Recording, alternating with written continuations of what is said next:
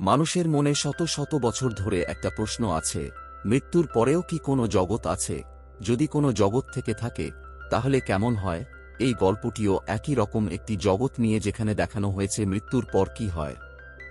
গল্পের শুরুতে একজন লোককে দেখানো হয়েছে যার নাম ক্রিস ল্যাশন। সে পেশায় একজন ডাক্তার এবং ছুটি কাটাতে সুইজারল্যান্ডে এসেছে। এখানে সে একটি মেয়ের সাথে দেখা করে যার নাম অ্যানি কলিন্স, এবং প্রথম সাক্ষাতেই দুজনে বন্ধু হয়ে যায়। ধীরে ধীরে তাদের বন্ধুত্ব গভীর হয় এবং তারা বিয়ে করে। বিয়ের অনেক বছর পর দেখা যায় যে তাদের পরিবারে সবকিছু আছে যা তাদের সুখী পরিবারে থাকা উচিত। তাদের দুটি সন্তানও রয়েছে। ছেলের নাম ইয়ান এবং মেয়ের নাম মারি। মারি তার মাকে স্কুল ছুটির পরে এসে তাদের নিয়ে যেতে বলে, কিন্তু মেরির মা অ্যানির আজ মিটিং আছে, সে কারণে সে তাদের নিতে আসতে পারে না। সে বলে আমি অন্য কাউকে পাঠাবো, এবং তারপরে মেরি এবং ক্রিসের দুই সন্তান স্কুলে চলে যায়, এবং এটিই শেষবারের মতো তারা দুজনেই তাদের সন্তানদের দেখে, কারণ তাদের দুই সন্তানই একটি গাড়ি দুর্ঘটনায় মারা যায়। এটি তাদের জীবনে একটি বড় ধাক্কা।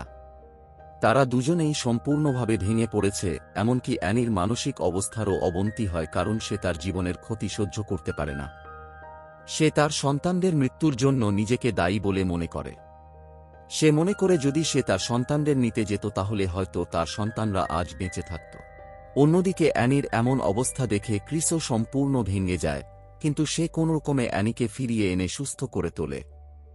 দুজনেই এখন একে অপরের যত্ন নেই। 4 বছর কেটে যায় এবং একদিন যখন ক্রিস হাসপাতালে যায়, অ্যানি তাকে ডাকে এবং তাকে বলে যে আজ একটি পেইন্টিং প্রদর্শনী ছিল যেখানে জার্মানি থেকে 8টি বড় পেইন্টিং আসার কথা ছিল, কিন্তু সেই পেইন্টিংগুলি আসেনি, এবং এটি তাকে আরও বিরক্ত করে তোলে। ক্রিস তাকে বলে যে তুমি সেখানে তোমার পেইন্টিং রেখে দাও।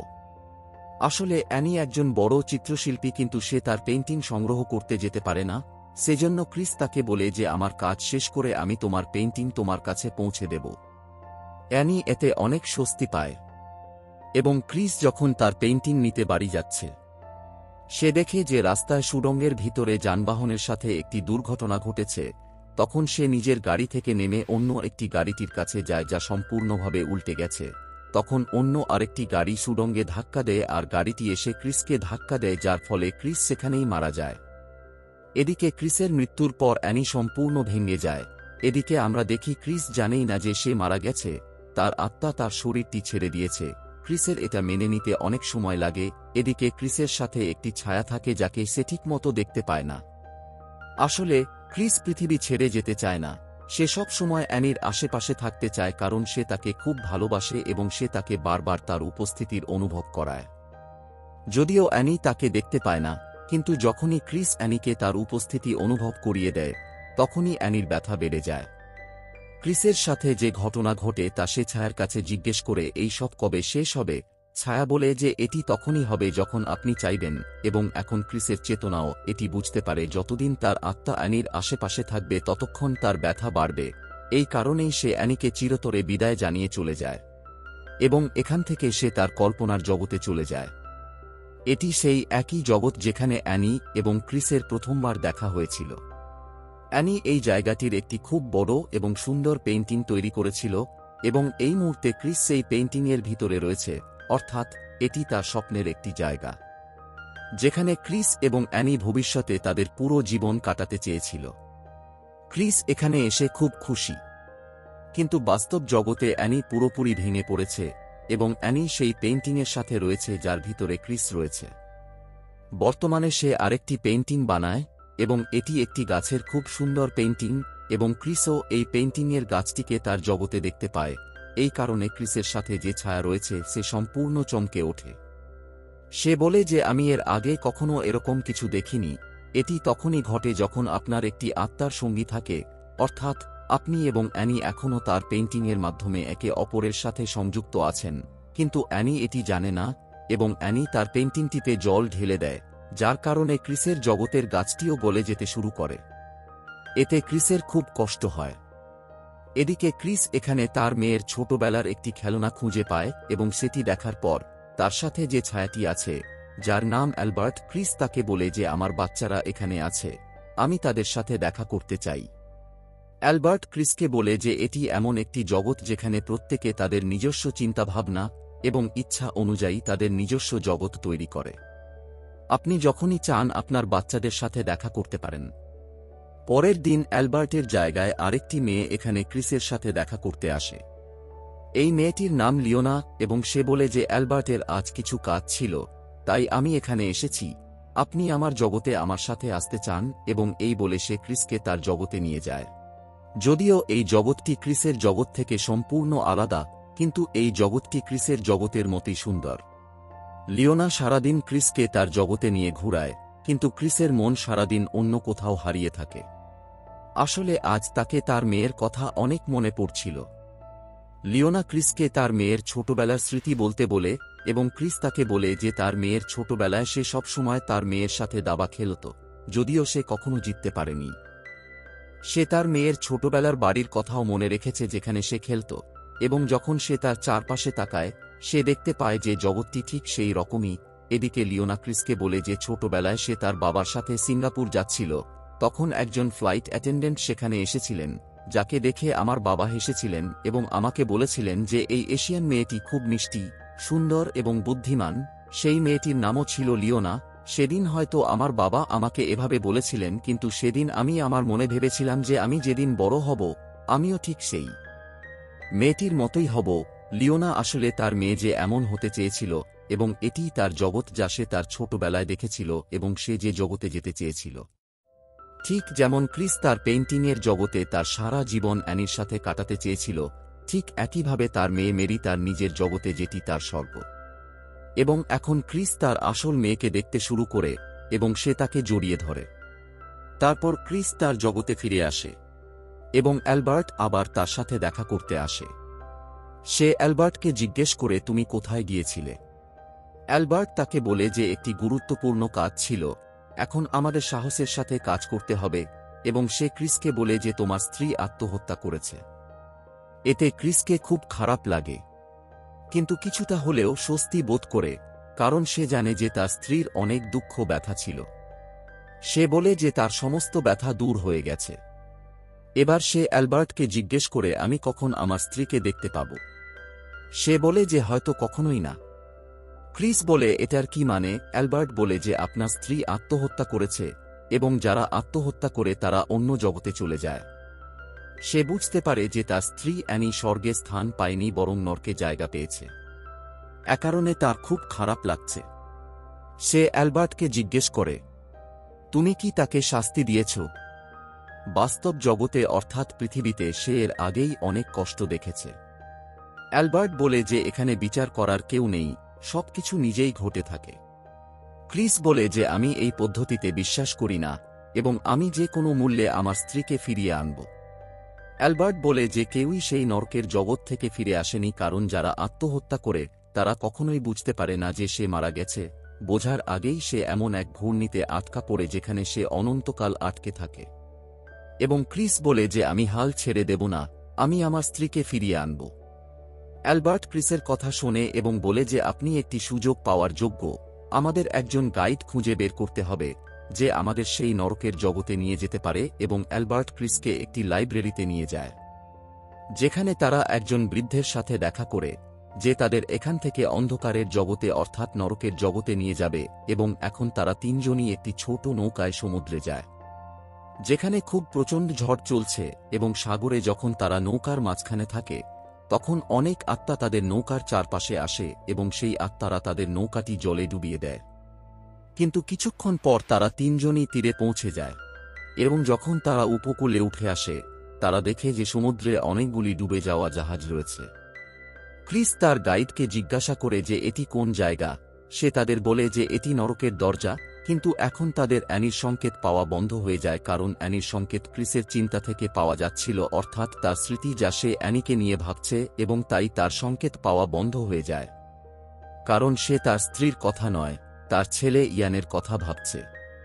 সে ভাবছে যে ছোটবেলায় কিভাবে সে তার ছেলেকে বলতো যে সে পড়ালেখায় খুব ভালো করতে পারবে, অথচ তার ছেলে পড়াশোনায় খুব একটা ভালো ছিল না।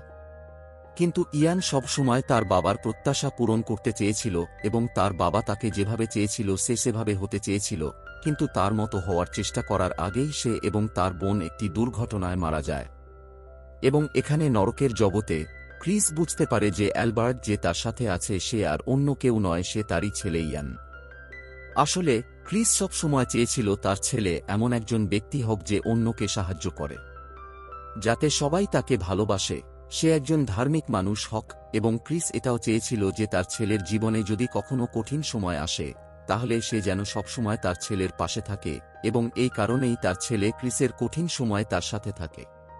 তার ছেলে তাকে বলে যে আপনি জানেন কেন আমি আপনাকে অ্যালবার্টের রূপে দেখা করেছি? কারণ তিনি আপনার জীবনে একমাত্র ব্যক্তি যার কথা আপনি সর্বদা শুনেছেন এবং সর্বদা বিশ্বাস করতেন। আসলে যখন ক্রিস অল্প বয়সের ছিল তখন সে একজন ডাক্তারের অধীনে কাজ করেছিল, এবং সেই ডাক্তারের নাম ছিল অ্যালবার্ট, যিনি কেবল তাঁর গুরু ছিলেন না, ক্রিস তাকে তাঁর বাবার মতোই মনে করতেন। এবং এই কারণেই ক্রিসের আত্মা এবং তাঁর ছেলের সাথে অ্যালবার্টের রূপে দেখা হয়, যার কারণে ক্রিস তাকে চিনতে পারে না। এবং এখন তারা তিনজনই এগিয়ে যাচ্ছে, তখন তাদের সাথে থাকা গাইড বলল যে এখন অ্যালবার্ট আমাদের সাথে আসতে পারবে না, কারণ তুমি তোমার ছেলেকে চিনতে পেরেছ, এবং সে যদি আমাদের সাথে থাকে তবে তুমি তোমার স্ত্রীর স্মৃতির সাথে সংযোগ করতে পারবে না, এবং আমরা কখনই জানতে পারব না যে তোমার স্ত্রী কোথায় আছে। সেই কারণে ক্রিসের ছেলে অ্যালবার্ট অর্থাৎ ইয়ানকে সেখানে থাকতে হয়, এবং ক্রিস সেই গাইডকে নিয়ে এগিয়ে যায়। এবং যখন তারা দুজন এগিয়ে যায় তখন ক্রিস সেখানে হাজার হাজার মাথা দেখতে পায়। সেই মাথাগুলো মাটির নিচে চাপা পড়ে আছে, এবং সেই মাথাগুলোর মধ্যে সে অ্যানির মাথাও দেখতে পায়। এবং যখন সে তার দিকে ছুটে যায় তখন পুরো জায়গাটা নিচে ধসে যায়, এবং ক্রিসের সাথে আরও অনেক আত্মা সেই জায়গা থেকে নিচে পড়ে যায়। এখন আবারও ক্রিসের মনে তার স্ত্রী অ্যানির স্মৃতি আছে, এবং সেই স্মৃতিগুলি তাকে অ্যানির দিকে টেনে নিয়ে যায়। এবং এখন ক্রিস এবং তার সাথে থাকা গাইড এমন একটি জায়গায় পৌঁছায় যেখানে সম্পূর্ণ ধ্বংসাবশেষ রয়েছে। কিন্তু ক্রিস যখন জায়গাটি মনোযোগ সহকারে দেখে তখন সে দেখে যে এটি তার স্বপ্নের বাড়ি। তখন তার সাথে থাকা গাইডটি বলে, এই মায়ায় আটকে যেও না, এটা একটা মায়া যা অ্যানি তার স্মৃতি থেকে তৈরি করেছে, তাই যখনই তুমি অ্যানির সাথে দেখা করবে সেখানে 3 মিনিটের বেশি থাকবে না। যদি তুমি সেখানে তার চেয়ে আরও বেশি সময় থাকো তাহলে তুমি সবকিছু ভুলে যাবে, এবং এখানকার জীবন তোমার বাস্তব জীবন হয়ে উঠবে, এবং তুমি কখনই এই অন্ধকারের জগৎ থেকে পালাতে পারবে না। এখানে ক্রিস আরেকটি জিনিস বুঝতে পারে, তার সাথে যে গাইডটি রয়েছে অ্যালবার্ট, তিনি আর অন্য কেউ নন, আসলে তিনি সেই একই ডাক্তার যার অধীনে ক্রিস একবার অনুশীলন করেছিল। সে তাকে তার পিতা হিসাবে বিবেচনা করে, যিনি সর্বদা তাকে গাইড করেছিলেন, এবং তার মৃত্যুর পরে আবার তিনি তাকে গাইড করছেন। এখানে অ্যালবার্টও স্বীকার করেন যে তিনিই অ্যালবার্ট।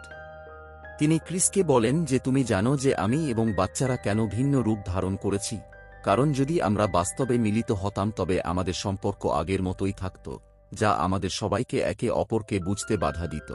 অ্যালবার্ট ক্রিসকে তার স্ত্রীর সাথে দেখা করে তাড়াতাড়ি ফিরে আসতে বলে, এটি একটি ভিন্ন জগৎ, তাই আমাদের যত তাড়াতাড়ি সম্ভব এখান থেকে বেরিয়ে আসতে হবে। ক্রিস তারপর সেই বাড়ির ভিতরে প্রবেশ করে, যেটি তার এবং অ্যানির স্বপ্নের বাড়ি ছিল, কিন্তু এটি একটি সম্পূর্ণ ভুতুড়ে বাড়ি। ভিতরে অ্যানি বসে আছে, কিন্তু অ্যানির কিছুই মনে নেই। সে জানেই না কে ক্রিস, কিবা সে মারা গেছে। আসলে সে একটা সময়ের পাটাতনে আটকে আছে। যদিও ক্রিস তাকে সে কে এবং তার অতীত মনে করিয়ে দেওয়ার চেষ্টা করে, অ্যানি কিছুই মনে করতে পারে না। এখানে সেই পেইন্টিংও আছে যেখানে ক্রিস বেঁচে আছে, কারণ এটি ছিল তাদের দুজনেরই স্বপ্ন যে তারা তাদের সারা জীবন এই জায়গায় কাটাতে চেয়েছিল। কারণ এই পেইন্টিংয়ের জায়গায় তারা প্রথমবার ক্রিস অ্যানির সাথে দেখা করেছিল। অন্যদিকে ক্রিস অ্যানিকে সবকিছু মনে করিয়ে দেওয়ার জন্য অনেকবার চেষ্টা করে, কিন্তু অ্যানির কিছুই মনে থাকে না, এবং নাই সে এখান থেকে চলে যেতে চায়। অ্যানি শুধু মনে রেখেছে যে তার সন্তান এবং তার স্বামী মারা গেছে, এবং কখনোই তারা ফিরে আসবে না। এদিকে ক্রিস ক্লান্ত হয়ে অ্যালবার্ট কাছে বাইরে ফিরে আসে। ক্রিস অ্যালবার্টকে বলে যে আপনি ঠিক বলেছিলেন, তার কিছুই মনে নেই। অ্যালবার্ট ক্রিসকে বলে যে এই যাত্রা শুরু থেকেই তোমার জন্য ছিল, তোমার স্ত্রীর জন্য না। সে এখান থেকে আর কখনো ফিরে আসবে না। ক্রিস বলে আমি হাল ছেড়ে দিব, কিন্তু তুমি যেভাবে চাও সেভাবে নয়। আমি আমার স্ত্রীর কাছে ফিরে যাচ্ছি। আমার বাচ্চাদের বলো যে আমি তাদের অনেক ভালোবাসি, কিন্তু আমি তার বাচ্চাদের মাকে ছেড়ে যেতে পারি না, এবং ক্রিস অ্যালবার্টকে সেখান থেকে চলে যেতে বলে এবং সে নিজেই সেই বাড়িতে ফিরে আসে যেখানে অ্যানি থাকে। সে অ্যানিকে বলে যে ভালো মানুষ নরকে যায় কারণ তারা নিজেদের ক্ষমা করতে পারে না, এবং আমি নিজেকে কখনো ক্ষমা করতে পারব না, কিন্তু আমি তোমাকে ক্ষমা করি। এদিকে অ্যানি বলে আমি আমার সন্তানদের জীবন নিয়েছি, আমি আমার স্বামীরও জীবন নিয়েছি, এবং তার সন্তানদের মৃত্যুর জন্য নিজেকে দায়ী বলে মনে করে। সে মনে করে যে সে যদি তার সন্তানদের স্কুল থেকে আনতে নিজে গাড়ি চালিয়ে যেত তবে তার সন্তানরা আজ বেঁচে থাকত, এবং যদি সে তার স্বামীকে তার পেইন্টিং নিয়ে প্রদর্শনীতে না আসতে বলত তবে সেও বেঁচে থাকত। ক্রিস অ্যানিকে বলে যে তুমি এমন একজন সুন্দর ব্যক্তি যে তার স্বামী এবং সন্তানদের সাথে থাকার জন্য তার জীবন ছেড়ে দিয়েছে এবং স্বর্গের পরিবর্তে নরক বেছে নিয়েছে। সে তাকে বলে যে আমি দুঃখিত যে আমি তোমাকে একা রেখে এসেছি, কিন্তু তোমার কখনোই হাল ছেড়ে দেওয়া উচিত নয়। এবং এখন ক্রিসের নিজের স্মৃতিগুলি অদৃশ্য হয়ে যেতে শুরু করে এবং এই জীবন, এই জগৎ তার বাস্তবতা হয়ে উঠতে শুরু করে। কিন্তু সে এই বিশ্বের সাথে পুরোপুরি খাপ খাইয়ে নেওয়ার আগে অ্যানির মনে পড়ে যে এই তার স্বামী ক্রিস, সে যে কোনো মূল্যে তাকে বাঁচাতে চায় এবং তাকে এই পৃথিবী থেকে বের করে দিতে চায়, কিন্তু পরের মুহূর্তে তার চোখ পুরোপুরি বন্ধ হয়ে যায় এবং যখন তার চোখ খুলে সে দেখতে পায় যে সে একই জায়গায় আছে যেখানে ছিল তার এবং অ্যানির স্বপ্নের জায়গা, যেখানে তারা দুজনেই একে অপরের সাথে তাদের পুরো জীবন কাটাতে চেয়েছিল। তাদের ভালোবাসার শক্তি তাদের দুজনকে নরক থেকে বাঁচিয়ে নিয়ে এসেছে, তারা স্বর্গে ফিরে এনেছে। এখানে তারা তাদের সন্তানদের সাথে দেখা করে, যাদের দেখে অ্যানি খুব খুশি হয়। ক্রিস অ্যানিকে বলে যে আমাদের দুজনেরই আবার জন্ম হওয়া উচিত, যাতে আমরা দুজনেই একে অপরকে আবার অনুভব করতে পারি। তারা বলে যে বাচ্চারাও তাই চায়, কিন্তু বাচ্চারা এখানেই থাকবে, এবং এরপরে দেখানো হয় যে তাদের দুজনেরই আবার জন্ম হয় পৃথিবীতে, যেখানে তারা একে অপরকে খুঁজে পায়। যদিও তাদের বয়স কম, কিন্তু এখন তারা দুজনেই একে অপরের সাথে আছে। এই গল্প এখানেই শেষ।